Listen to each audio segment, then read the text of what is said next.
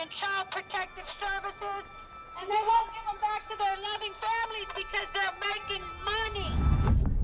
This is a legal system that you're going into. And if you don't know the rules, you will be chewed up and spit out. If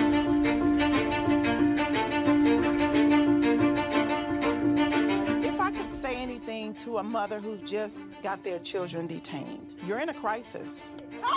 Yeah. Life feels like it's over. The most important thing is regaining custody of your children.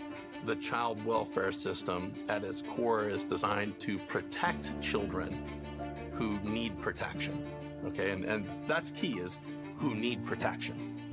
So social workers, out of fear, will remove more children rather than only remove those children that truly need to be removed. It's okay. It's okay. This isn't someone stole your car. Someone broke into your house. This is someone took your child, your flesh and blood. It doesn't say on this order that it was not proven. It says untrue. I immediately knew that, okay, well, this ain't over.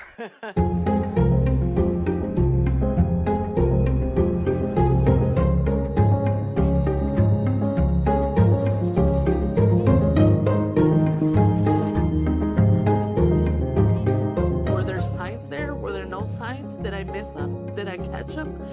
At this point, I honestly don't know. Families only get a finite amount of time to reunify.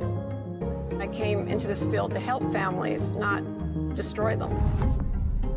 The difference between the criminal system and the child welfare system is substantial. You have more rights as a criminal than you do as a parent.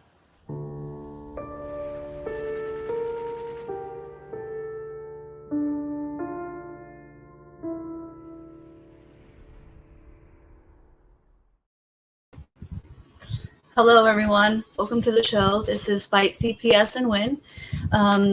Unfortunately, we don't have our guests for today, but I figured it would be a perfect time to go over a few things with everyone.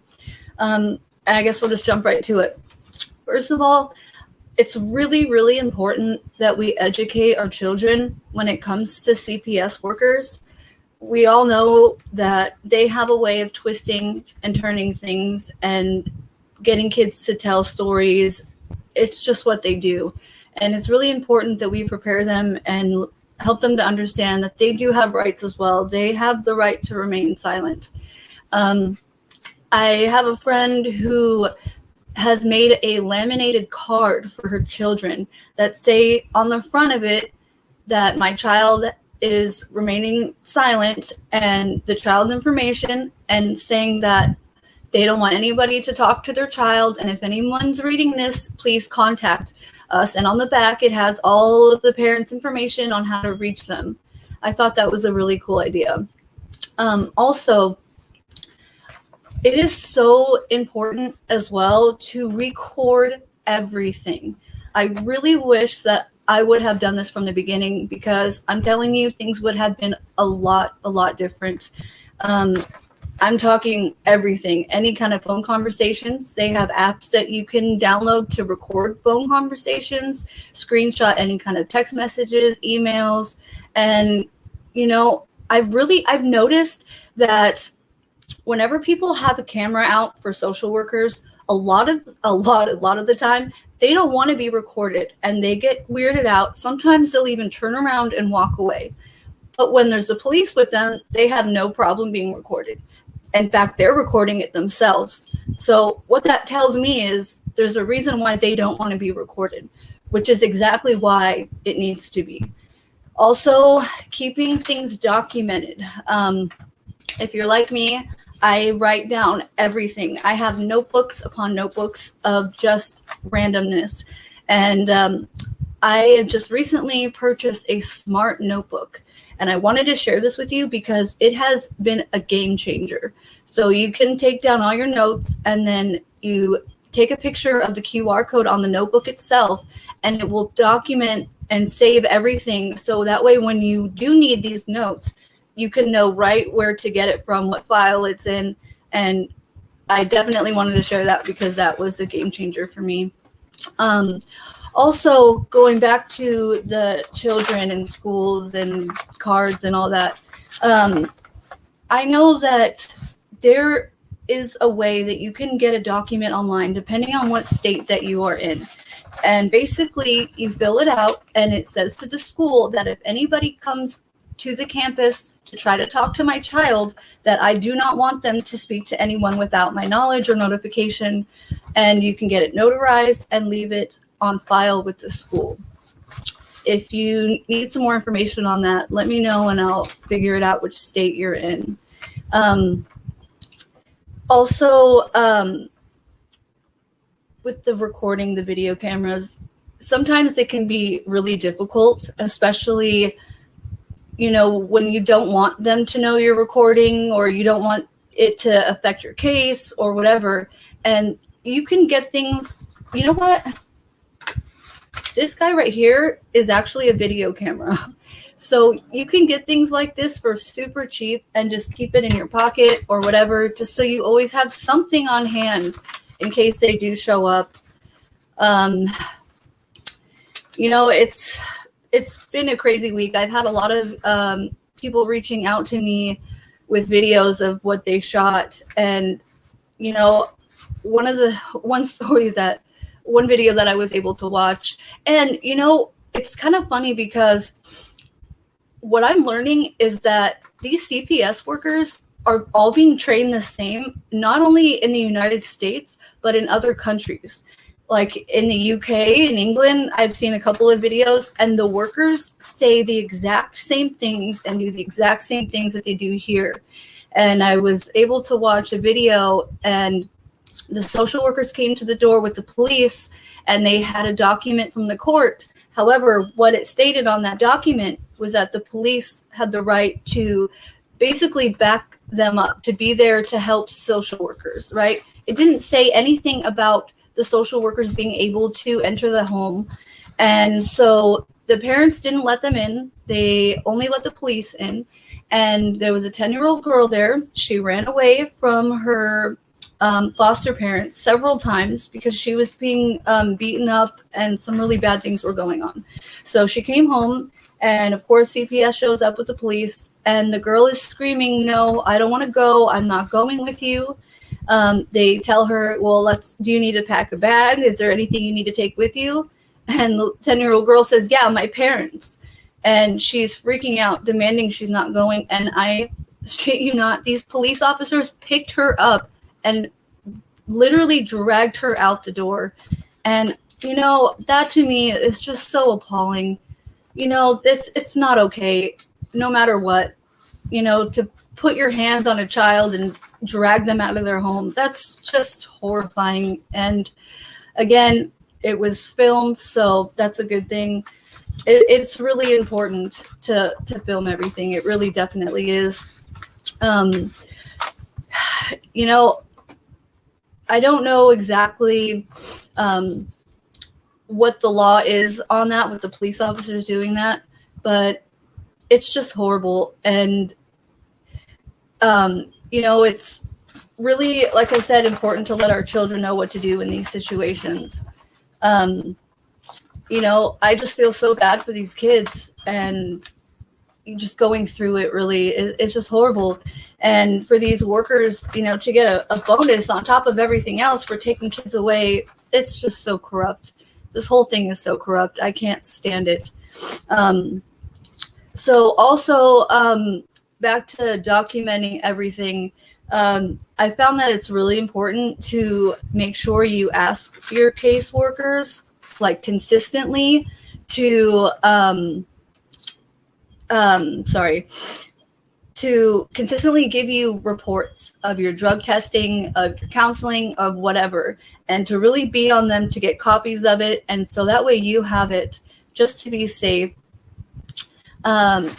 Just a second here. I think we have our guest. I think she might be able to join us. Just one second here. Sorry. Brooke, there you are. Okay. Yep. All right, everyone. Here's our guest for today. This is Brooke. Hi, Brooke. I'm glad you made it. Hi. Hi. Okay, so you have a horror story for us, right? Yeah, I'm in the middle of it. All right. Actually, we're rounding towards the end. I've had a previous case open before. I'm in Minnesota. Okay. I successfully got my kids back. I have at the time I got my daughter taken away, I found out I was pregnant, and they had removed her from my home, or from her dad's home. So I was homeless at the time, and I had found somewhere to live, and then I found out I was pregnant. They weren't really interested in me at first, but then they heard I was pregnant, and it seemed like all of a sudden I was the main target, you know. Oh yeah. Even though she'd been removed from her father's. 2 days after he was born in September, they had taken him from me, and kicked me out of the hospital. I ended up having to have a C-section.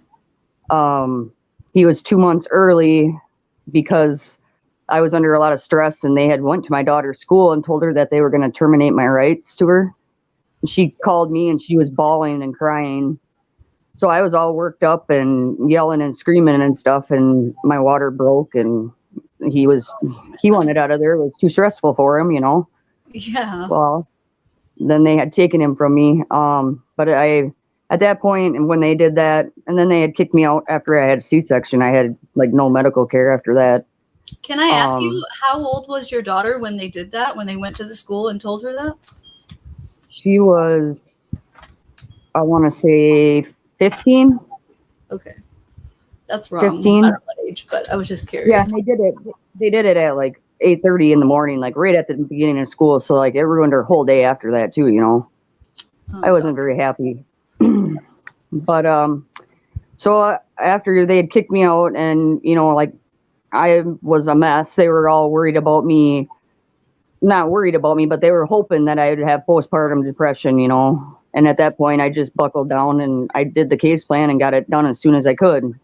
I wanted my baby back, and I wanted to be able to bond. And they don't give you very much time when it comes to a newborn. You know, they want to be able to adopt them out right away. So that was wonderful that you did it quick. Yep. Sorry, continue. But my mom and I and my family, we have never gotten along. My mom had 2 kids with the guy she's with now, and then she's got 3 other ones, including me, with different guys. So I don't know, the younger 2 are always favored and stuff, but I was always the outcast of the family. I'm one of the oldest, and they ended up, me and my mom before this hadn't talked for 7 years. Wow. Like nothing. We got in a big argument and didn't talk, and then here they hand them my kids. So I was kind of forced to have a relationship again with my mother because she had my children to get along. I got them back. Yep. I got them back. I think it was like 11 months after it had started with her case. Okay. So got them back and everything was going fine. And then the corona hit, and my daughter was doing the distance learning. Kind of back up a little bit. My daughter, when she came home to me, she was on all kinds of different meds. She had my sister, who she lived with for a little bit, she's a social worker also, not in the same county, but the next county over. So she kind of knows all the hoops and stuff, you know, everything about the Title 4 Act or 5 Act, all that. So they but they convinced her to think that she was trans. So I got a call one day from the school saying that my daughter is changing her name. I flipped out. I thought they had already adopted her out, you know, and like her last name changed. Here she called and told me, she's like, settle down, Mom. That's not what's going on. I'm changing my name to Jay. Her name is Bree. Changed her name to Jay. So I was like, what? I was confused, you know, at first. Well, then she proceeded to tell me that she's trans. I was like, okay, well, that doesn't make me love you any less. Whatever your choices are. And when you're a teenager, you're in that, you know, experimental phase. Right. So I just went along with it. And then when she came home also, she was on a bunch of different medications. Like, I don't know how many times her medication changed just when I had her. They'd keep her on something for 4 weeks and then change it. And then I mean, at one point, there was a time she became very, very violent towards me and her little brother, and always mad. Like, you could just say hi to her and she'd be mad. So she was kind of like, I felt, and she felt, she was like a test subject for these doctors for antidepressants and anxiety. They had made her think that her childhood was horrible growing up, you know, that her parents didn't love her and that's why she got taken and stuff like that. And so when she came back to me, we were struggling with that. And then the corona hit while they did the distance learning. She was still seeing like a doctor regularly, I think like every 2 months or so. While the corona hit, they had to have their cameras facing them in class or whatever.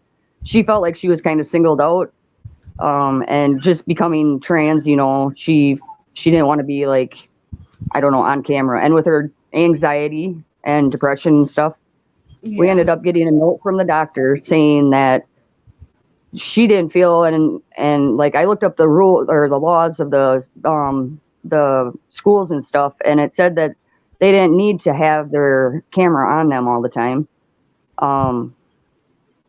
For attendance wise, they just needed to have it on in the beginning of the class, and that's what she did. But there was this one teacher that just didn't like her, and like we ended up having a truancy case. Because this one teacher would always mark her gone every time that she would shut her camera off. And so they opened up another case just on her, not with my son. And it was like she had to graduate or whatever, and do like a couple of other things, meet with one of the caseworkers once a month, and I can't remember what else. There's a bunch. It wasn't as bad, and she got to stay with me. Like, it wasn't an out-of-home placement thing, so I guess that one wasn't as bad. But I still felt like we were singled out, especially by the school, because they knew we had a case open before, and they knew it would be that much easier for another case to be opened on us. And they didn't talk to me about any other alternatives. They just ran right to the county attorney and proceeded to tell him what was going on, and didn't offer her any services or, you know, any extra. And I had turned in the doctor's note saying that she didn't need that camera on her all the time, and that it wasn't a mandatory thing that the school said. But we ended up getting that one closed too. She graduated, yay. That's wonderful. It was a relief, because I was worried, you know, it could turn into something more, you know, how they lie, and, you know, they could have fabricated all kinds of stuff up. And thank God the corona was going on at the time. They never came to my house. You know, I had kept both my children at home at all times and didn't let people into my house. So they never came. We had like Zoom meetings or whatever. So that one got closed. And then this year, it was, excuse me, it was the beginning of this year. I think it was February. My mom started calling in family services on me. The first case, when she had them, she had given me all her paperwork that she had gotten from it.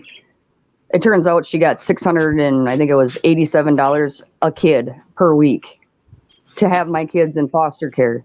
Yep. But yet they couldn't help me get a house. They wouldn't help me with like the deposit for the electricity or anything like that, or the deposit for, you know, first month's rent. They don't help me with none of that. I had to go through UCAP, a different place that wasn't county associated.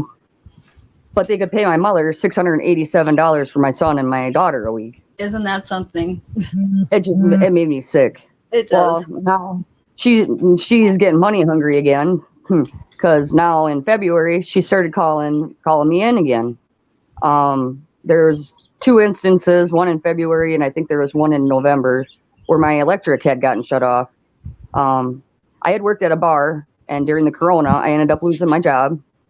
So I was on unemployment. I was enjoying my time with my son that I got to make up, kind of, because when she had him, I think I got him back when he was about 5-6 months old.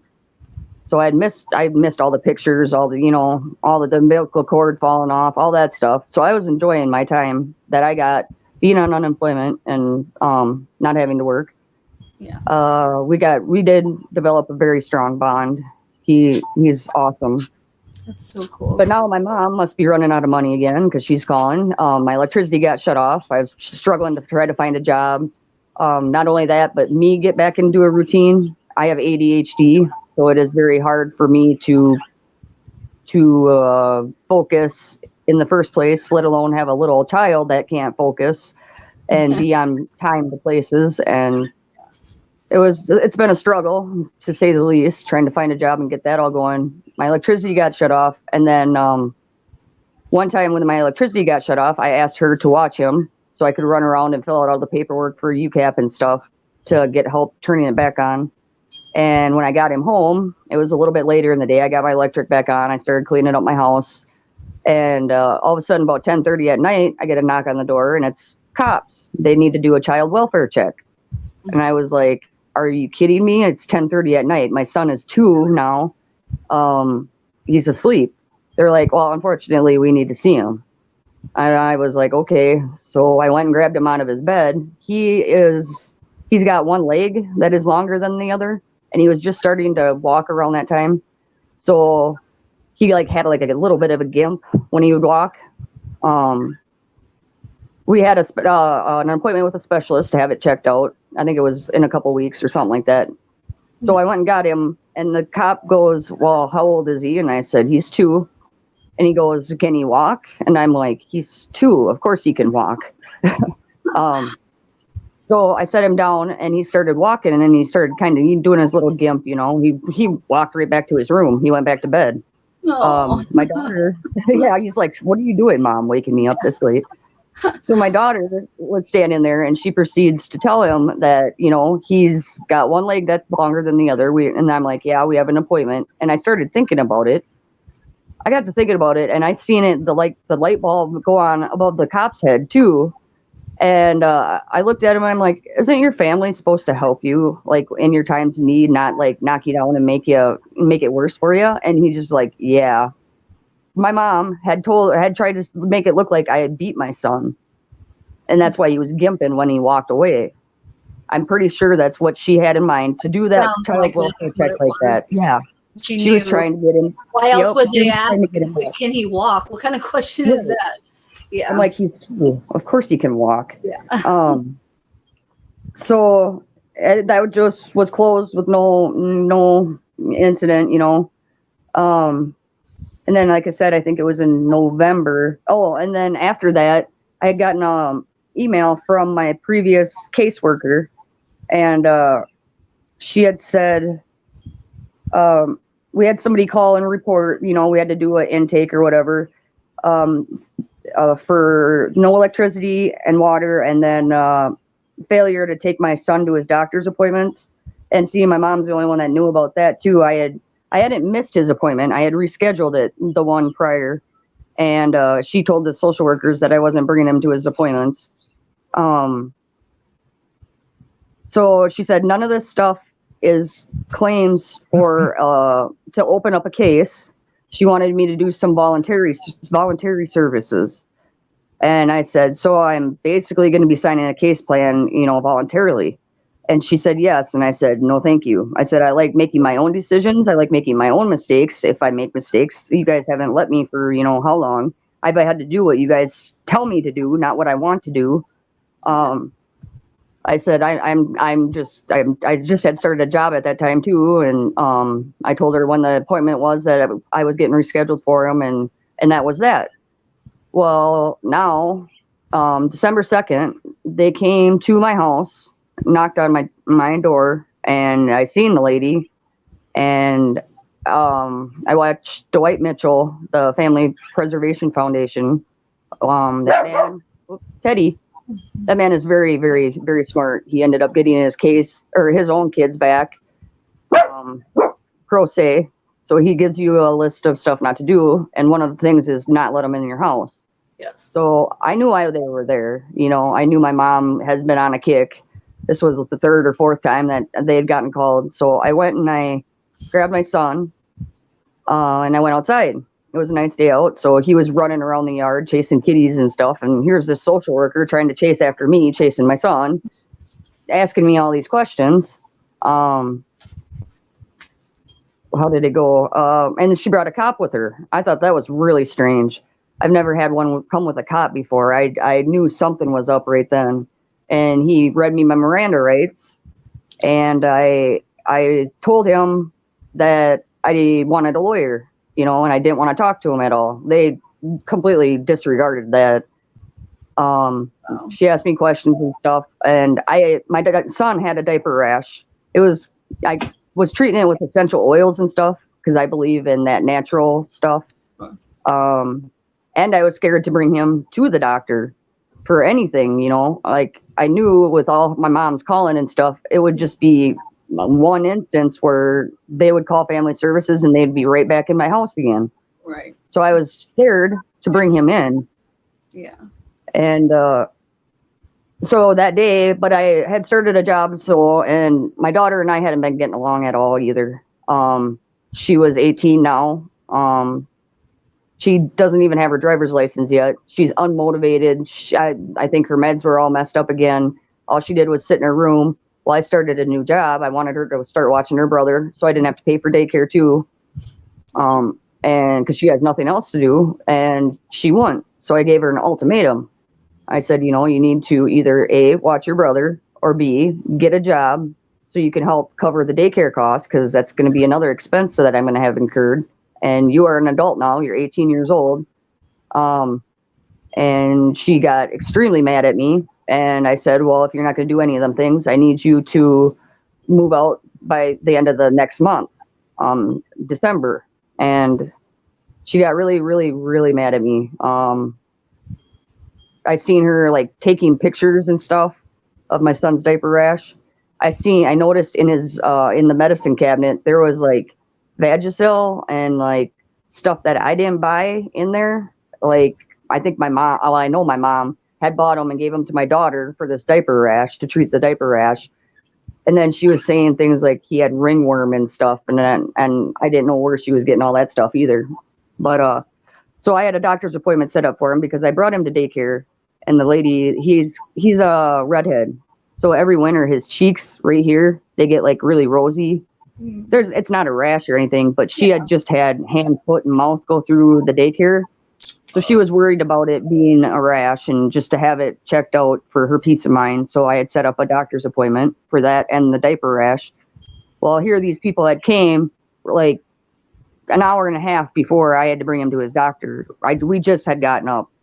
I needed to get him ready. So after she's done chasing and asking us questions, I go inside. And I come inside and I get him dressed and get him some breakfast. And they just nonstop. One of them was knocking on the door and one of them was ringing the doorbell constantly. I mean, not even no rest to it. While I'm sitting in the house, my dog's barking because the doorbell's going off. My son's running around wondering what's going on. I'm trying to get him dressed so I can get him out the door to his doctor's appointment. Mm-hmm. And they're out by my door. They're like, "We can hear you." And I'm like, "That's nice. I know you're here. I'm not trying to, I told you I got to get my son ready for his doctor's appointment, you know. One of the things you guys said was I wasn't bringing my son to his doctor's appointment. Well, you guys are going to make me late for our doctor's appointment, you know." Yeah. So I got him dressed and we went to go walk out the door to the vehicle, and the cops stood on one side of the driver's side, so I couldn't get in the door, and the social worker stood like at the front bumper towards the passenger side, so I couldn't get in there. So I was just like frustrated, and then she's screaming at me how she wants me to go take a UA or something, and I'm like, what are you talking about? I'm not going to take a UA.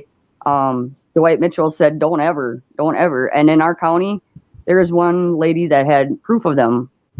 There's a couple instances where people have hard proof that they have been tampering with people's UAs. Oh yes. Yeah. I'm one of them. I know they did it.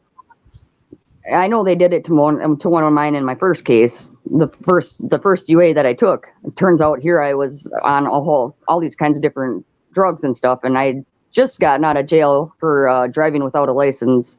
I was in jail for 6 days prior to this, so I can guarantee you, unless they slipped something into my food at jail, I was not on any drugs. So I told her I wasn't taking a UA. They wouldn't let me get in the car, even though I told them that I needed to get to his doctor's appointment. My boyfriend at the time, his mom lived like a block and a half down from me. So I proceeded to walk over to her house. I was going to see if she would either drive us or let me use her car to bring him to his doctor's appointment. His doctor's appointment was like 20 miles away. So I needed to really get moving. So I grabbed my son, picked him up, and I walked over there to her house. Meanwhile, I got this cop trailing me behind me. He was a little on the heavier side, so he had a hard time keeping up. Proceeded to make it over to her house in her back door, and I told her what was going on, and she was just astounded, couldn't believe it. Well, all of a sudden, there's a knock at her front door. Here comes I'm a sheriff. He came and talked to us a little bit, and I don't know, I think it was like for 2 hours back and forth between me and the social worker. She's saying that she needs me to take a UA, and I told him I wasn't taking one at the agency. I told him I'll go take a UA down at my doctor's. Yes. And you guys, I'll sign a release, whatever you need for the results, but I'm not going to the agency, and I will not take one for my agency because, and I told him my concerns, and I said it's my constitutional right not to incriminate myself, and I feel like my test is going to be tampered with. I want to go to my doctor. And it took like 2 hours between me and the social worker. He went, and finally he got them to agree, which I'm thinking he had called the doctor and told the doctor not to give me a UA, because it was fine before I went over there. Oh, and he had to give me a ride over to the doctor because he thought that I was on drugs. They said my eyes were pinpointed. They were trying to accuse me of being a meth head, which if you're a meth head, I did research on it and looked it up. Your eyes are really dilated. Yeah. It's opiates. And they're not pinpointed. And that's what my lawyer said. You'd be on opiates if your eyes were pinpointed. Right. So that was his excuse to make sure I got to the doctor to take my UA. Well, when I got to my doctor, the doctor's the lady at the front is saying, lab's not going to give you a UA. You need to have a doctor's order. And I'm like, okay, that's fine. I'll call my doctor and tell them what's going on. And they'll, I'm thinking they'll be like, oh yeah, I'll send in an order. No, I called my doctor, and the doctor said, we don't do UAs for family services, so I can't write you an order. Well, I'm like, what the heck? That's ridiculous. At that time, well, obviously the sheriff that brought me over there, it was a male. When I stepped out of the vehicle and got to the hospital, a female officer followed me, escorted me in the building. She was going to make sure she was there to watch me pee, to make sure I didn't, fib my test. Yeah. Right. So I'm asking her, I'm like, well, what now? They're not going to do a UA for you. Well, we're going to go down to the cop shop. I agreed with it because I thought that was going to be the fastest way I could get it done and over with. And I wanted to get my son to his appointment because he needed to be in daycare. I just started a job. I needed to work. We went down and needless to say, like I said, we had just woken up when this lady came and knocked on our door. I hadn't had nothing, not even a drop to drink yet or eat. It's now, this time it's probably about 3:30 in the afternoon. I sat there and I tried to pee, and this cop is like literally like looking right down in my privates, like making sure I'm not trying to whatever. I don't know what she thought, but she was like literally like 2 feet away from my privates the whole time. How do you pee? Yeah. With somebody, no. It's bad enough you got to pee in front of a stranger. Like, right. I got used to it from the first case, but it was ridiculous. She was just like, and like, they wouldn't give me a drop of water to drink. I explained to her that I hadn't had anything to eat or drink that day. And finally, I sat there for, I don't know, like probably about 45 minutes. Finally, I'm like, you know what? Looking at the clock, I'm like, I got to go. I have to get my son to his appointment. I'm sorry. I can come back afterwards and try again if you guys would like. So the cop brought me back. And as we were pulling up I had left my son with my boyfriend's mom. She was watching him for me. And as we're pulling up, I see my mom's vehicle in the driveway. And I knew right there what was going on. I ran in the house and she was just walking out the door with him. And I grabbed him out of her arms and I went in the house and I said, no, nobody's taking my son. And she had left or whatever. And I told family services, I was abused as a child. I should have been one of them kids taken away. I was abused. I was neglected. I can't believe I don't have issues growing up now having to deal with what I grew up seeing and the abuse. I'm not talking like a spanking. I'm talking whipped around, bruises, black eyes. I mean, ever since I can remember to my senior year in high school, like, and sounds like our moms should be friends. My mom's the same way. Right. And my mother is a narcissist. Oh my Lord. I never knew, I never thought that a parent could be a narcissist, because a narcissist doesn't know what love is. Right. And, I never got hugs, but I seen her, give the other kids, like before bed every night, good night, love you, hugs. I think maybe it had something to do with my dad. She had that much spite and vengeance towards my dad because I had a different dad. I don't know what her issue was, but she is a narcissist through and through. And I'm seeing that even more on this case. And I can't believe nobody else sees this. And as they're trying to take away my child, I'm telling them, you're giving my child to my abusers. You're helping my abusers abuse me more. Oh my gosh, I hear this way too much. It was like I'm bawling and in tears, and I got my son in my arms, and there was like 4 cops there, and they're trying to talk me out of giving up my son, and I'm like, it's not happening, like I was trying to call a lawyer, trying to get a hold of anybody, and they're just pressing me. Well, then they called in the town cop, and he thinks he's all big and bad. He was off duty, but he came in and like he grabs my arm and starts like shaking it around like he's gonna throw me to the ground or something, and like I'm resisting. I got my son in one arm. He grabs the other one and is flailing it around and stuff. And I looked over at him and I'm like, what are you doing? And right when I did that, one of the other cops came and ripped my son out of my arms. He bragged about it in court, actually, how he had to rip my son out of my arms. And my son was screaming and bawling and stuff. And he thought he was some hero that saved the day. Ridiculous. And that was the last time I seen him until, I want to say, February 25th. They did not let me know where he went.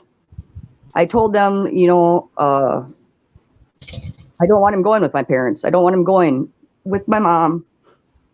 Put him in foster care because I knew when my mom got him that she was gonna do whatever it took to make sure that she had him.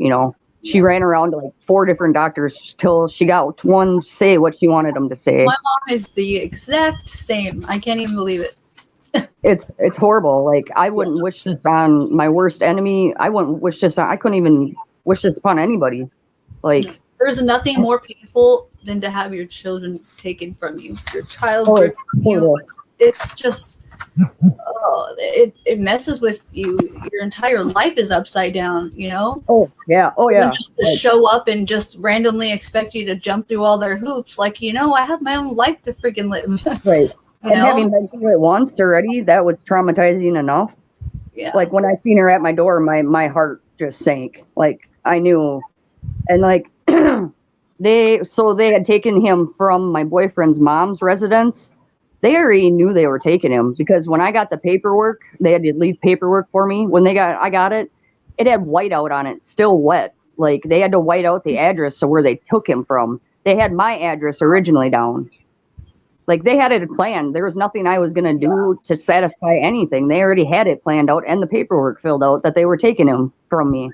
And this is the same time that they read you your rights, right? When the cop showed up? Yep. So did they end up taking you to jail at that point? Why did he read you your rights? Because, I don't really know that because they didn't have, I don't know. I just figured it was because they didn't have judge's orders to take him. That's why the cop was there. Okay. And the funny thing of it is in court, this cop had said that I did not, he was there the day before. The day before, my daughter had moved out of my house and she moved over to my mom's. I figured I was in for a shitstorm, My mom had gotten into her head. She was my daughter was mentally or emotionally unstable the way it was with all our meds being messed up and stuff. Mm-hmm. And my mom is a manipulator, a narcissist. She took college classes in psychology and stuff, like she knows. And they got in her head, and she was moved out the day before they took my son. My sister, who is a social worker from the other county over, was there helping her move all this stuff out. And I just went about my business. I was, you know, kosher with them. I held the door for them. They brought a cop because they thought that they got everybody in this town thinking I'm a psycho crazy, that I'm going to flip out, you know. Well, I mean, yeah, who wouldn't be mad when your child gets taken, you know? Right. Like I told the social worker, I'm like, you go try to take away a baby cub or a baby raccoon from their mom. You see how you're going to, I look meek compared to them, you know? Yeah. There is nothing that I did that was out of the sorts of when you guys took my son. Because now I got him supposed to be having a mental diagnostic taken for the case plan and stuff like that. And another reason maybe why they read me in my Miranda rights, after they took my son, I was standing in there with like 3 or 4 cops, and the sheriff begins to tell me how they found, 14.2 grams of meth, or they didn't. My daughter found 14.2 grams of meth in my house that she had turned into the cops. And I was like, what? I was like, they framed me. My mom and them. I'm thinking that my mom, because her dad was into drugs pretty heavy. That's why the first case got opened, because he failed UAs when they went over there to check on her, and she had been hanging out with her dad a lot lately. And I that's the first thing that popped into my head, that I've gotten framed.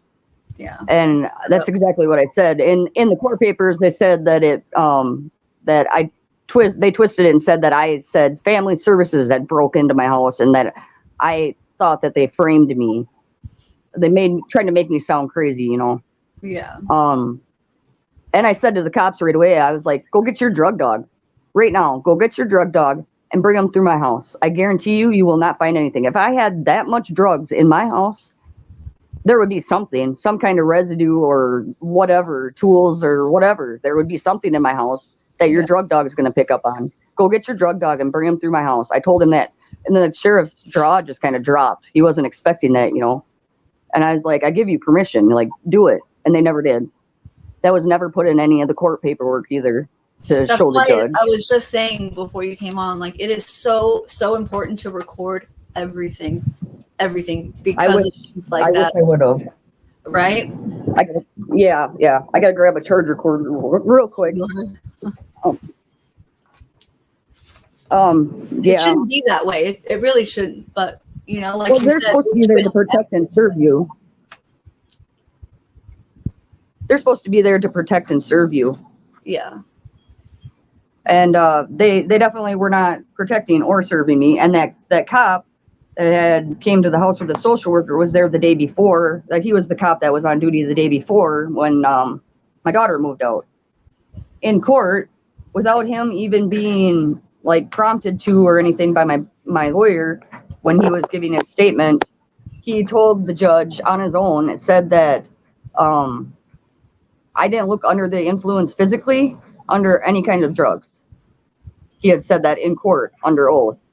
And I'm sitting here thinking, like, why did you take my kid from me? Because he had to sign to take the kid.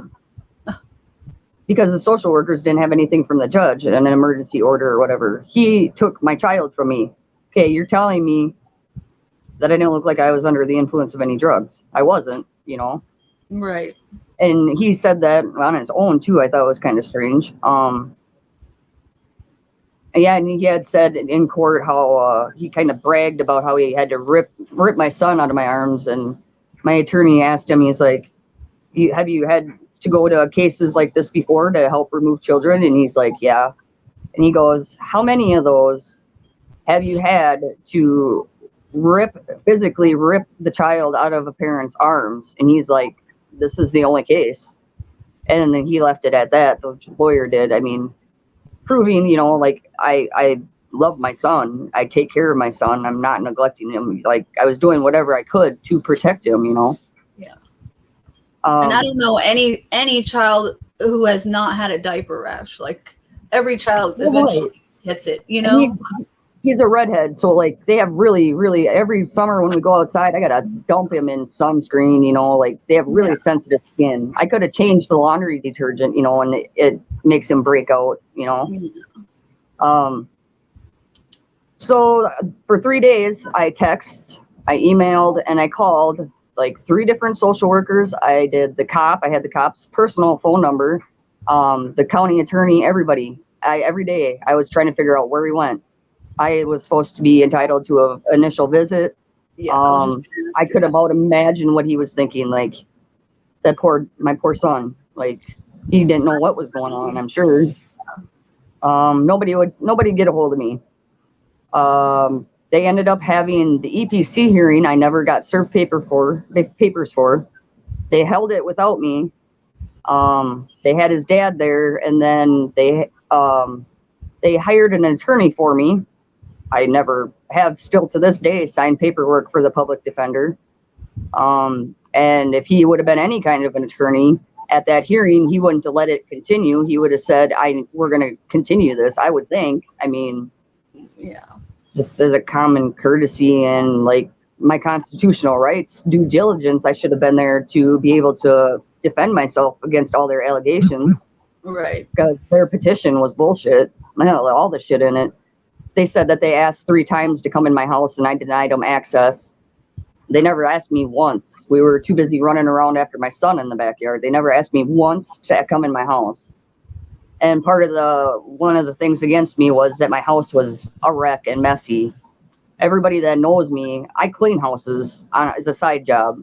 And I am very asinine about cleanliness. I grew up in a house that was absolutely filthy. I was embarrassed every time somebody came over. So my house, I've made sure it never turns out like the house that I grew up in.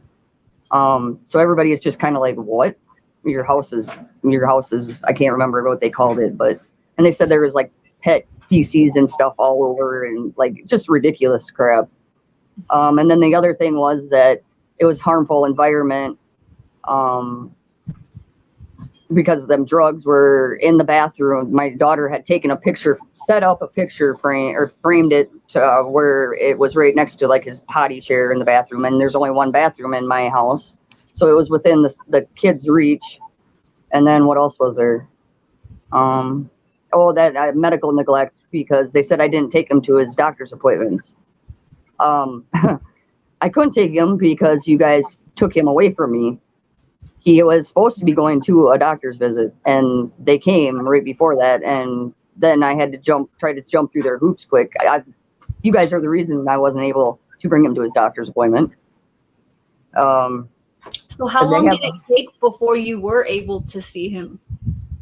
December 2nd, they removed him, and I didn't. My first visit, they tried doing like video virtual visits because they wanted me to come in. They wanted me to take a UA and what else? Oh, sign their guidelines, their supervision guidelines, which I'm reading in the report, or they sent me like a case plan. That's them and my mom set up. My mom, she's a bitch. She thinks that ever since I was like 6, she's wanted to put me in a padded room just to get rid of me, and the first case we had, I had to do a mental diagnostic, which I passed with flying colors. The lady's like, I don't know how you don't have postpartum depression. They just took your baby. Yeah. But, maybe you should do some counseling. And that was all the recommendations. So my mom's sitting there telling me I got mental health issues and stuff like that. Well, I went and signed their supervision guidelines because it said that everybody was scared of me. That's why they wanted it to be supervised, because my mom made me sound like I'm some crazy person that flies off the handle all the time. Yep. And then they thought that I was on drugs or whatever. So that was her reasoning behind me wanting me to sign these guidelines, that I would obey all this stuff. Well, I'm not going to sign that because that's me admitting that you guys were right. Yeah. And that's how the way I read it. And my lawyer, he got frustrated with me. He's like, just sign the papers. Even after one hearing, he goes, well, I'm going to send you the guidelines. I need you to sign them and send it back to me. He's like, don't put a date on it or anything. Just sign them. And I won't give them to family services, but I'm going to hold on to this piece of paper when you sign it. Mm-hmm. I'm like, do I got stupid printed on my forehead? Like, you want me to sign a document and you're not going to send it to them? This is an attorney that was hired by... It was a public, at the EPC hearing that I wasn't at, they hired an attorney for me as a public defender or whatever. Who's they? Who hired? The judge. They just appointed this. Oh, he was actually my one from the first case. Okay. Because I had a public defender from the first case, and they just assumed that I needed another one. I don't know. But yeah, he had wanted me to sign those guidelines, and then I wouldn't take a UA. I have, for that whole year or so they had my kids the first time, I had every visit, I had a UA. And then I ended up getting on probation for my driving after revocation and stuff. I was on probation for 2 years, supervised probation. I had to do random UAs all the time. Never had any incidences. Right. I had just gotten off in September. And now all of a sudden they want me to start UAing again. I just got done. Like, I feel like I should be selling my pee. Like, it's that valuable to these people. They're going to start paying me every time I want to UA, you know? So I told them, no, I ain't. It's my constitutional right. You have to prove that I'm on drugs. That's part of your accusations or whatever. You guys are in discovery mode. You guys are feeding. And I told my lawyer, that public defender, I said, I will $1,000. I don't have $1,000, but if you want to bet, that'll make me $1,000 richer. I said, because I can guarantee you my first UA is going to be dirty. I said, I'm not saying that because I'm on drugs. I'm saying that they tamper with people's UAs. Yes. And sure shit, that first UA that I gave, first it was dirty at the office and they sent it in. Then all of a sudden I get a letter saying that it was clean. So I was like, okay, whatever. Well, then we had court a couple weeks ago. Right before court, they got a hold of me and my attorney and told us that it all of a sudden became positive again. So it went from positive to negative, and then right before court, it was positive again. I can't explain it. Have you ever heard of anything like that before? You know, they tried doing the same thing to me. They kept saying that my drug tests were coming back dirty. And at one point, my counselor told me, like, look, don't worry, I have your back, but you literally come back positive for everything, and that's not even possible. Right. So at the time, I was pregnant, and, you know, once you have your baby at the hospital, they check the baby's stool, and that goes back 6 months. So yep. When I was able to prove that to them, like, look, here, you know, you guys see now that for 6 months at least, I've been clean. So what the heck is up with your dirty drug test BS, you know? Right. So I definitely do it. That cup that they gave me, let's see if I can get to the camera. It was a bigger cup. It was a bigger one, and it like up to 2 inches is where they wanted me to leave a sample or whatever on that cup. And I tried and I tried. I got like halfway up it, you know. I don't know about you, but I can't pee on demand. I'm not great at that. I can't pee in front of anyone. I can't even pee in front of my husband. And especially people you don't know. Like, I remember, like, one time this lady went to test me, and she said that I needed to pull my pants all the way down past my knees. Yep. And she sat on a chair right in front of my privates and said that I had to start peeing and then stop and then pee again. Oh, forget it. I couldn't do it. I couldn't. Right. And I had like this little girl, I swear to God, she looked like she was like 12 years old. And she's sitting there and she's tapping her foot. Like, are you done yet? Are you done yet? You know, and she's just sitting there tapping it on the floor. And I'm just like, whatever. Here, you take what you, it's not going to be enough for a visit. Okay, whatever. Go ahead, test it. You know, test it so you guys can at least get off my butt. It's going to be, you know, it should have been negative. And sure shit, it turned out positive. And it's weird because I've never had a cup like that again. They've been different cups since then. And the ones that I'm using now, they're only like a 1/4 inch. You got to like fill up to the sample line or whatever for them to send it in. That first one was like 2 inches and it was a big, weird cup. Like, I don't know if they came pre-meth or whatever you want to call it. But it was just really that stood out to me. So have they offered you services now? Because you did say they wanted you to do it voluntary, right? Oop, I lost your volume. There we go. There you are. No, the judge, we had our court hearing or whatever. I'd asked my lawyer when he contacted me, you know, about the EPC hearing. I told him I wanted to contest what the judge said. She said, you know, he should remain in care and that they should go along with their investigation. I asked him if we could appeal it, and he told me no. I'm not any attorney, but this ain't my first rodeo. I do know a thing or two about this stuff. But I was just so interested in, I was still trying to, I knew they're going to want me to have a job. Well, the job that I did have, I ended up losing because after they took my son, I think for 3 weeks straight, I laid in my bed and I bawled. And that's all I could do. You know, I couldn't even get up and go to work. I didn't even hardly eat. So I knew they were going to want me to get a job. I was already, you know, trying to get on top of the stuff that I figured they were going to want.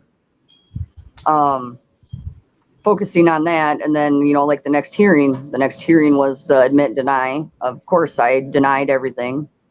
Then we had the hearing, and the judge in the order or whatever, she put everybody, my daughter testified, all this stuff. Everybody's credible, except for anything that I had to say, she said wasn't credible. She didn't even give any reasons. She just said whatever, all my evidence that I had submitted and the stuff that I said in court wasn't credible. But like my daughters, my mom's, my lawyer made my mom actually kind of look like a fool in court, because my mom's trying to say that ever since she's had him, he doesn't sleep. He's had sleeping problems. They're trying to say that he's been neglected. And my son, I had my son all the time. You never see me without my son, besides when it was his nap time or he was at night sleeping. Yeah. I had found when my daughter moved out, I went up to her room and I was making sure, you know, there was no damage or anything after she moved out. And I happened to look down in her trash can, and I found a little small aspirin bottle, and I opened it up and there was marijuana in there. And then underneath her mattress, I found a bowl, and in the garbage, I found this little clear baggie with, it appeared to be white substance in it. So I took a picture of it right away, you know, gave it to my lawyer, told him I wanted him to submit that to court. That wasn't credible though. The judge, she said it wasn't credible. Well, in the beginning, back up to the beginning of the case, when they got my son, after that first EPC hearing, the county attorney put in a motion to the judge to have his hair tested, a follicle sample, right? Because they had said that they were worried about him being around exposure or whatever. Yeah. They had put in a motion, and the judge denied it. Like I was kind of hopeful. Wow. Like maybe she's, you know, seeing that this is all set up, you know, or whatever this is, I guess. They had then emailed me asking me permission. By this time, my son had been in with my mom in my mom's care for like 2 months. And I said, no, you can't take a hair sample. He's not been in my care for 2 months. I said, I don't know what's going on over at their house. You know, and especially after finding that stuff in my daughter's garbage, she had moved in with him, my parents, with my son. Right. You know, I have no idea what his exposure is after the last 2 months, and that goes up to like 3 months, I think. Yeah, I'm not sure. So I had told them no. I just like last week received the new chronological notes of the social worker and what's all happened on their end of the case. Mm-hmm. They ended up doing a hair sample test on him, a follicle test, and it came back. The only thing in his hair was cannabis. Well, they knew that at court. Why didn't they use that as evidence? You know, because it would have made my stuff credible, my picture credible of the stuff that I found in my daughter's trash can. Right. But they never even told me they did a follicle test or anything. And the judge had dismissed it or denied it. They had went to the doctors, and my mom had, you know, the whole entire time she had my son in there after she got him. She's telling them, my daughter, he got taken because my daughter's on meth and this and that. So she was trying to get him to say that all these rashes and stuff came from meth exposure. So the doctor went along with doing a hair follicle sample, no problem, behind my back and the judge's, which I thought was a little ridiculous. Right. My mom, after having him a little bit, she's figuring out as she's 50. My son is like mini me. I'm ADHD. I'm really, really hyper. You know, I usually take medication. I've been trying to wean myself off of it because I'm a naturalist, trying to fight it on my own. I'm struggling, especially with having all these hoops and stuff. And you know, there's a lot going on right now. Trying to focus, and that's really hard for me.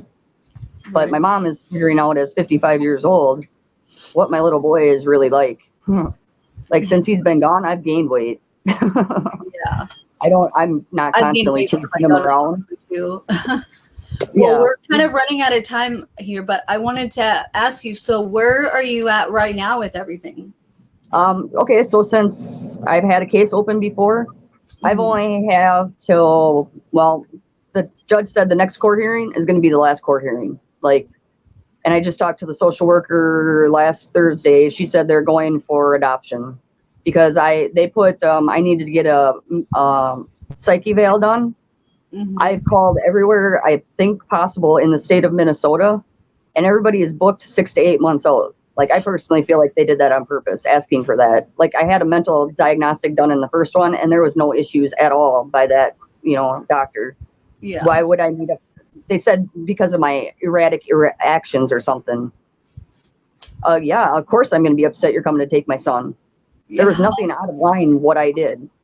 Because I walked 2 blocks to my boyfriend's house, or mother's house, they said. And I flipped off the handle at him. What do you expect, But they want me to have one of them done. And I cannot find, I said, the judge told me she's not going to give an extension unless we can come up with case law showing that I am entitled to an extension. But because of the timelines, I had a case open within the last 5 years. I only have till that 16, 18 month mark. Well, I got them back when 11 months after the first time. So yeah, I only have 3 months, 4 months to work on a case plan for them. And I didn't want to start working on it right away. Obviously not, because I shouldn't have to. I waited until the judge ordered it. Right. So really, I only had about a month and a half. And I've got everything done. I've peed clean for them ever since. And what else do they want me to do? I have a job. Pushing for adoption? That's crazy. Yep. They told me they're going for adoption. They push for adoption. And, I've seen it over and over again where the social worker sets it up so that way the adoption goes down and then says, okay, well, then you guys deal with it. If your mother wants to give her back to you, she can do that. So that way they get all their money and all their bonuses and all that crap. Yeah. They had the people at the Family Service Agency, I wouldn't sign their paperwork either. They signed my name for me so they could get their funding. That's not okay. Yeah. No, I know. Like, what the hell? Who the hell do you think you guys are? Yeah. I served in the guards, and I'm embarrassed to even say that I signed up when I was 17 years old to protect this country and my government officials and America for our rights and stuff, and mine are getting violated like this. I'm embarrassed to even say that I served this nation. Like, I can't even, this is like a bad dream that I wish I could wake up from. It is a nightmare. I tell lawyers and stuff about it, and they're like, they did what? They can't do that. I'm like, well, guess what? They did, Yeah. But everybody's scared to go up around them against here, like around here, because the county attorney is like God, Unfortunately, yeah. Well, we're out of time here. Is there anything else you want to say real quick? If anybody is experiencing this, whatever you do not answer your door. Don't answer it, and let them get a warrant. But you're not going to even if you're not doing anything wrong or anything, don't do it. They'll eventually go away. They might show up every day. It don't matter. Don't answer that door. Save your kids. Great advice. Absolutely. Well, Brooke, thank you so much for being a guest on our show. I really appreciate it. I wish you the best. I hope it works out. So everyone, thanks for reviewing. I hope you guys all have a great weekend. This is Fight CPS and Win. And Brooke, if you want to reach out to me, feel free to. I'm so sorry that you're going through this. I really am. But I don't know what's going to happen, but if it doesn't turn out the way I wanted, it's going to kill me. I hear you. I do. Okay, so we are all out of time. But Brooke, thank you so much, and I will see you guys next week. Bye. Thanks.